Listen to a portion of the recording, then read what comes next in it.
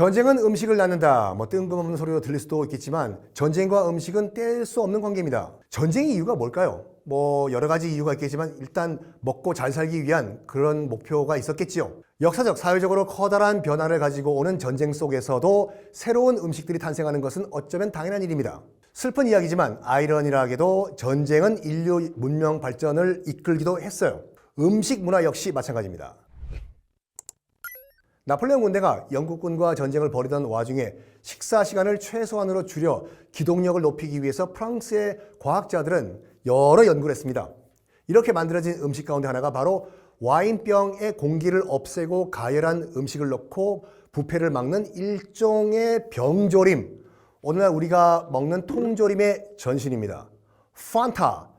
환타 역시 2차 대전 중에 탄생을 했는데요. 당시 유럽에는 코카콜라가 아주 인기가 있었습니다. 특히 독일에서 굉장히 인기가 있는 음료였거든요. 근데 2차 대전이 터진 다음에 코카콜라의 본사가 된 미국이 독일로 수출하는 코카콜라를 끊어버려요. 그러니까 독일에 진출했던 코카콜라 독일 지사가 미국으로부터 원액을 못 받습니다. 그래서 코카콜라의 독일 지사장이 이거 어떻게 하냐? 대체 음료를 만들기 위해 가지고 치즈 찌꺼기와 사과수를 빚고 남은 섬유소, 탄산가스를 몽땅 넣어서 새로운 음식을 만들어내요. 이게 바로 독일어도 판타지가 판타지거든요. 판타지, 환상이란 뜻의 판타지를 줄인 판타가 됩니다. 19세기에 벌어진 영국과 중국의 아편전쟁 가운데서 탕수육이 탄생하는데요. 아편전쟁 이후에 청나라는 영국이 홍콩을 넘겨줍니다. 뿐만 아니라 5개의 항구 도시를 개방을 하는데요. 영국과 서방 세계가 무역을 할 수 있게 해요. 당연히 특히 광동 지역에, 지금 홍콩 지역에 영국인들이 정착을 하게 됩니다. 먹는 게 불편해요. 젓가락, 찹스틱 못 썼겠죠. 이게 What is this? 포크로 아니면 젓가락 하나로 찍어 먹을 수 있는 쉬운 음식을 갖고 와라! 이거 어떻게 해야 하나 해. 하다가 영국인의 입맛에 맞기 위해서 자, 이거 확실하게 해야 돼요. 탕수육의 유래는 중국 대륙 곳곳에 있어요. 우리가 말하는 꼬바로, 탕수리찌 여러 가지가 있는데 우리가 먹는 탕수육의 원조는 광동 지역에 있는 탕수육이다라고 하는 이유는 지금부터예요. 돼지 갈비에서 갈비 빼버리고 이거를 가위로 칼로 쉽게 썰어서 포크 또는 젓가락 한 개로 쉽게 찍어 먹을 수 있게 만들어요. 이게 왜 우리가 먹는 탕수육의 시초냐? 여기서는 케찹과 달콤한 맛이 들어가요. 현재 우리가 찍먹, 부먹하는 그 소스 있죠? 그 소스가 광동 지역, 지금 홍콩 지역에서 만들어집니다. 그래서 우리가 먹는 탕수육의 시초는 이거 종합적으로 봤을 때 아편전쟁 이후에 여기 광동, 그러니까 홍콩 지역에서 만들어졌다라고 보시면 돼요. 전쟁을 보면 우리가 보인다. 전쟁이라는 키워드로 알아보는 진짜 우리들의 이야기. 전쟁을 통한 한반도의 역사, 문화, 사회, 풍속, 인물을 만나는 기회. 다양한 썰들을 맛깔스럽게 버무려 완성하는 살아있는 스토리. 야사를 보는 시간, 야사시. 현재까지 우리가 먹는 음식 가운데 상당히 많은 음식들이 이 전쟁을 통해서 생겨났습니다. 바로 한반도 전쟁 음식 출시 메뉴판이라고 할 수 있는 한국 전쟁이죠. 1950년 6월 25일 일요일 새벽 4시 북한군은 38선을 넘어서 불법 전격적으로 남침을 시작합니다. 이래서 3년간의 전쟁이 시작이 되죠. 3년이란 기간 정말 사망자 많이 나왔습니다. 참혹한 전쟁이었어요. 남북한 합쳐가지고 300만 명이 가까이 죽거나 실종된 것으로 추정이 돼요. 미군 사망자도 3만 8천 명 이상이었다고 합니다. 베트남전과 2차 세계대전과 비교해도 사망자가 많고 특히 민간인 사망자의 비율이 굉장히 높았는데요.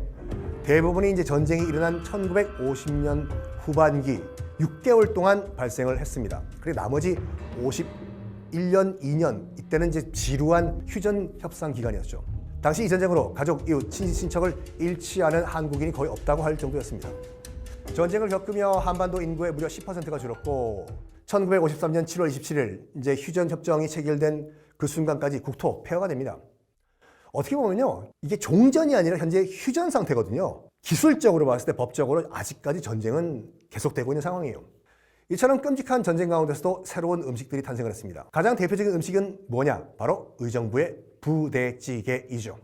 의정부의 한 시장에서 시장 사람들과 미군 부대의 한국인 노무자들을 상대로 어묵들을 팔던 음식점 할머니가 지금도 그 가게 이름은 오뎅식당이에요. 이건 팩트니까 말씀드릴게요. 오뎅식당 들어가면 오뎅 안 팔아요. 부대찌개 팝니다. 거기가 원조예요. 오뎅식당 주인 할머니가 미군 부대 밖으로 나온 햄, 소시지, 베이컨을 넣고 찌개를 끓여요. 그리고 나중에 느끼한 맛을 없애려고 이 찌개에 김치, 파, 마늘을 넣습니다. 뭐 이후에 두부, 당면 등을 가래떡도 넣게 되는데 라면은 나중에 추가돼요. 그래가지고 오뎅식당 들어가면 부대찌개에 라면이 없어요. 라면은 따로 추가로 주문해야 됩니다. 저도 자주 가요. 이렇게 시작된 부대찌개가 엄청나게 인기를 끌게 됩니다. 의정부의 오뎅식당의 부대찌개가 인기를 끌기 시작을 하자 뭐 서울 용산 미팔군 부대 옆에요. 이태원에서는 외국인 관광객들의 입맛에 맞춰서 이미 요리법이 진화를 해요. 매운 김치 대신에 양배추 겉절이도 들어가고 소고기 사골로 육수를 낸 이른바 존슨탕이 등장하는데 존슨탕도 왜 존슨탕이냐? 여러 가지 설이 있어요. 린던 존슨 미국 대통령의 방한 기념으로 존슨탕이라고 하자라는 설이 가장 유력한 설이에요. 하여간 이 존슨탕은 이제 햄과 소세지 같은 이제 염장 가공육에 김치가 들어가서 한국인이라면 싫어할 수 없는 개운하고 칼칼한 감칠맛을 내죠. 자, 부대찌개가 또 빼놓을 수 없는 재료가 바로 스팸입니다. 스팸은 스파이스드 햄의 준말이에요. 말 그대로 돼지고기 햄에 스파이스드, 양념이 들어갔다 이건데요. 돼지고기에 소금, 설탕, 방부제를 기본으로 버무린 고기를 주 원료로 합니다. 전쟁을 통해서 유명세를 타게 됐는데요. 스팸은 1920년대부터 미국인들의 식생활에 큰 비중을 차지하던 호멜푸드 회사에서 돼지고기 햄 통조림 상표로 등록이 돼요. 근데 이게 언제 인기를 끌었냐면요. 2차 대전 때였습니다. 군인들에게 간편하고 영양가가 있는 식품이 뭐가 없을까 하다가 통조림 딱 그냥 따서 먹으면 되지 않습니까? 그래서 대량 생산을 하게 돼요. 그래가지고 미국인들과 유럽인들, 특히 영국인들이 정말 많이 먹었어요. 스팸 때문에 런던 대기근을 이겨냅니다. 힘들고 가난한 시절의 식품으로 기억을 합니다. 특히 지금도 현재는 미국에서는요. 스팸은 핵전쟁 시 비상식량이에요. 처음 한국을 방문한 외국인들이 스팸을 명절 선물로 주고받는 것을 보고 몰래 카메라라고 와요. 어떻게 핵전쟁 비상식량을 명절 선물로 주냐 하면서. 하지만 이 모든 편견을 날려버리게 만든 음식이 바로 부대찌개죠. 스팸 공식 홈페이지에는 스팸을 활용한 대표 레시피로 한국의 부대찌개를 소개하고 있을 정도입니다. 자, 이처럼 한국 전쟁 당시 의정부에서 시작된 부대찌개는 이제 하나의 브랜드로 정착을 했습니다. 누구나 좋아하죠? 한국인들의 소울푸드 중에 하나입니다. 한국 전쟁이 탄생시킨 음식의 유래를 살펴보면 이북, 북한에서 전쟁을 피해 내려온 피난민들의 지분, 퍼센티지가 상당히 높습니다. 지역별로 살펴볼까요? 먼저 강원도로 가보겠습니다. 강원도 속초 지역을 떠나면 바로 아바이 순대거든요. 아바이. 말 그대로 함경도 사투리죠. 아바이 와 그럼 좀 갔나 새끼. 아바이 순대는 원래 함경도 지방 향토 음식이었습니다. 근데 지금 우리에게는 속초의 대표 먹거리로 알려져 있죠. 한국 전쟁 당시 함경도에서 실향민들이 많이 내려와요. 그리고 더 이상 내려가지 않습니다. 왜냐하면 곧 전쟁이 끝날 것으로 생각했거든요. 더 남쪽으로 내려가지 않고 속초에서 일단 스탠바이를 해요. 조금만 올라가면 바로 함경도니까. 근데 딱 휴전선 그어지고 더 이상 고향으로 못 가게 돼요. 그래서 그 동네를 아바이 마을이라고 만들면서 거기서 실향민들이 정착해서 지금까지 살고 있어요. 그 이후에 고향 음식인 아바이 순대를 만들어서 애환도 달래고 타 지역 사람들에게 이제 팔고 이 시작을 하셨거든요. 아바이 순대는요, 돼지 대창에 선지, 찹쌀, 우거지, 숙주 등을 버무려 넣은 다음에 찜통에 쪄서 만든 순대입니다. 다른 지역의 순대에 비해서 커요. 또 속도 푸짐해요. 아바이 순대를 보면은 돼지 창자로도 만들고 오징어로도 만들죠. 왜 그러냐면 당시에 5, 60년대 때 돼지가 귀했을 때 바로 속초 앞바다에 나가면 오징어잖아요. 그래서 돼지 창자의 대용으로 오징어로 만들게 된 것이 속초의 아바이 순대다. 꼭 그분들이 말씀을 하시더라고요. 자, 그리고 함흥냉면. 함흥냉면은 그 고구마, 감자, 옥수수 전분 등을 섞어 쫄깃한 탄성의 면발이 특징이에요. 자, 이거 기억하세요. 평양냉면은 메밀로 만듭니다. 그래서 뚝뚝 끊어져요. 그런 반면에 함흥냉면은 고구마, 감자 전분으로 만들어서 고무처럼 찍찍 늘어나요. 이 차이 중요해요. 그래서 가위로 잘라 먹으면 안 돼요, 솔직히요. 자, 근데 이 전분이라는 게 일단 아무런 그러니까 맛이 없다는 게 아니라 무맛이에요. 양념을 해야 되죠. 근데 함경도 지역에서는 이제 가자미가 많이 잡힙니다. 그래서 지금도 속초 아바이 마을에 가면요, 아바이 순대도 있지만 가자미로 만든 발효 음식 식회 또 많이 파니까 많이 드셔보세요. 이 가자미로 만든 회와 양념들을 맵게 해서 비벼 먹는 냉면이 탄생을 합니다. 바로 함흥냉면이죠. 이 함흥냉면은 이제 함경도가 그 고향이고, 그 동네에서는요, 그 회국수 또는 녹마국수라고 불려요. 제가 또 이제 북한 전문 프로그램에 오래 출연하고 북한 전문가지 않습니까? 근데 함흥냉면은 고향에서 뭐라고 부릅니까? 그러니까 우리 아바이들은 녹마국수라고 부른다. 녹마가 녹말의 함경도 사투리라고 해요. 우리가 아는 함흥냉면은 이 감자 녹마국수가 우리 대한민국에 넘어와서 바뀐 이름이다라는 걸 알 수가 있어요. 그리고 함흥냉면의 시작은 서울 오장동이 아니라 그래서 속초가 고향입니다. 자, 이번에는 중부지방으로 한번 내려가 볼까요? 대전. 대전에는 숫골냉면이라는 것이 있어요. 메밀을 반죽해 만든 면에 닭뼈를 우린 육수와 동치미 국물을 넣어 만든 평양식 냉면인데요. 한국 전쟁 때 평양에서 이제 피난온 냉면집 아들이 대전 숫골에 정착을 하게 되는데, 지금은 대전 유성구 자운동 부근이에요. 대대로 내려온 평양식 냉면 제조 방식에 숫골냉면이라는 이름을 붙여가지고 오늘까지도 대전 사람들이 아주 즐겨 먹고 있습니다. 살짝 올라가서 경기도 양평의 옥천냉면도 비슷한 유래를 갖고 있어요. 황해도에서 냉면집을 하던 이제 부부가 한국 전쟁 때 이제 내려와서 양편 옥천리의 터를 잡고 자기들의 비법으로 제조해서 판매하는 냉면이 옥천냉면인데요. 많은 분들이 이거 헷갈려요. 충북 옥천에 가면은 물쫄면이 있거든요. 그걸 옥천냉면으로 오해하시는 분들이 계시는데 그건 물쫄면이고, 옥천냉면은 충북 옥천냉면이 아니라 경기도 옥천냉면이에요. 옥천리 냉면마을에 가면요, 메밀과 고구마, 전분을 섞어 면을 뽑고 돼지고기로 육수를 낸 옥천냉면 맛을 볼 수가 있습니다. 자, 대구의 명물인 납작만두도 있습니다. 납작만두는 한국전쟁 당시에 북한 피난민들이 밀가루에 피를 넣을 것, 속이죠. 마땅하지 않아가지고 당면을 넣고 그냥 납작하게 만든 만두 흉내만 낸 거예요.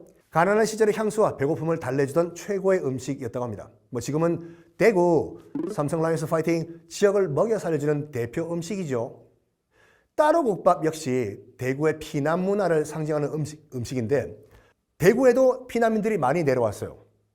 피난민들 시장 바닥에서 이제 국밥을 사 먹으면서 한 끼를 때우고 했는데, 여기에 아무리 피난길이지만 양반 출신들의 여자들 국에 밥을 말아 먹을 수가 없다 해서 국과 밥을 따로따로 먹어야 되겠다 해서 나온 것이 따로국밥의 시작이라고 해요. 놀랍게도 지금도 대구에서는요, 국밥 시키면 밥이 따로 나와요. 따로국밥은 이렇게 피난민들에 의해서 전국적으로 알려지게 된 대구의 전통 문화입니다. 부산은 한국전쟁 당시에 유일하게 점령되지 않은 최후의 도시입니다. 임시 수도, 정부 청사가 있는 곳이죠.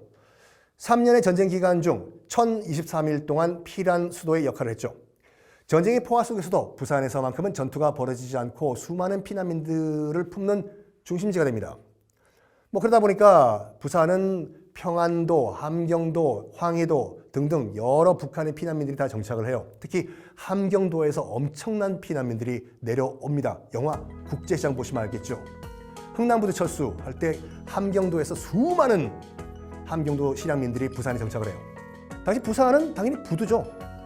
부두가 많아서 일자리를 구하는 것이 비교적 많았습니다. 1980년대에 발간된 비화 임시수도 천일이라는 기록집에 따르면 한국 전쟁 직전 부산 인구는 47만 명이었어요. 근데 피난민이 몰려들면서 인구 100만 명이 넘는 도시로 성장합니다. 일사후퇴 당시 최대 120만 명에서 130만 명으로 늘었다고 합니다. 이런 상황이다 보니까 다양한 음식이 또 유행할 수밖에 없었죠. 부산을 대표하는 음식 돼지국밥. 많은 분들이 돼지국밥이 미군 부대에서 나온 돼지뼈를 이용해서 끓인 국이다라고 알고 계시죠? 삐 아니에요. 돼지국밥도 함경도 음식입니다. 지금도 함경도 실향민들이 운영하는 식당 가면은 밀면과 그 다음 메뉴로 있는 것이 돼지국밥이거든요. 당시 함경도에서는 돼지를 많이 키웠어요. 자, 그리고 부산을 대표하는 음식이 또 밀면이죠. 당시 구호물자, 미국에서 그냥 갖다 뿌렸던 밀가루로 한번 우리 함경도 녹마국수를 만들어 볼까 해서 만들어진 것이 밀면의 시작이다 라고 함경도 실향민들은 얘기를 하세요. 저의 함경도 출신 선친과 서울 출신 어머니가 몇 번이나 하셨던 말씀은 그때 부산 사람들 아니었으면 피난민들 다 얼어 죽고 굶어 죽었다. 자신들도 어려운 형편에서 대한민국 어느 사람도 그렇게 할 수가 없었다. 실제로 피난민들이 모여드는 상황에서 부산의 시민들이 남의 방을 빌려주며 도움을 베풀기도 했고 시 당국의 주도로 각 가정에 피난민을 분산 수용하기도 했다고 합니다. 전쟁통 속에서 정말 쉽지 않은 그런 모습이었죠. 살벌하게 맛있고 서글프게 그리운 맛, 전쟁이 탄생시킨 음식들, 그 맛의 기억이 우리의 세포 곳곳에 살아 숨쉬고 있습니다. 오늘의 6시 여기까지입니다.